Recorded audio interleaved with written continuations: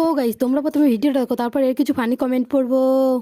সুমিকে নিয়ে কিছু কথা বললেই তোমরা বলে উঠবে এই তো সুমি রচনা পড়া শুরু হয়ে গেল। আরে বাবা, আমি তো সুমির মা। সুমি রচনা বলতে হলে তো আমিই সুমি রচনা বলতে পারবো, তোমরা শুধু শুনবে। সুমি বাড়িতে কি করে কি খায় এটাই তো তোমাদেরকে আমি বলি। তাহলে তোমরা কি বলতে চাও, সুমিকে রেখে আমি পাড়ার লোকের কথা শোনাবো তোমাদেরকে? জানি না বাবা তোমাদের কোনটা পছন্দ, তবে আমি এটাই বলবো, তোমরা সবাই আমার সুমিকে ভালোবাসো তাই এমন বলো। সুমি যখন বাড়ি থাকে না তখনই অনেক লোকজন আসে সুমির সঙ্গে দেখা করতে, আর ওদেরকে আমার বলতেই খারাপ লাগে যে সুমি বাড়িতে নেই। আমি যখনই বলি সুমি বাড়িতে নেই তখনই ওদের সবার মুখটা পুরো কালো হয়ে যায়, আর ওদের কষ্ট দেখে আমার তো আরো বেশি কষ্ট হয়। আমি শুধু ভাবি ওরা কত দূর থেকে আসে সুমির সঙ্গে দেখা করতে, তাহলে এরা কত ভালোবাসে আমার সুমিকে। অনেকে তো আমাদের বাড়িতে এসে সুমির সঙ্গে কথা বলতেই ভয় পায়।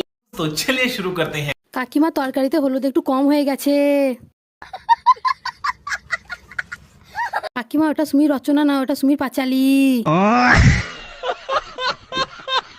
কাকিমা, এতদিন তো জানতাম গরুর রচনা হয়, এখন তো শুনছি সুমিরও রচনা হয়।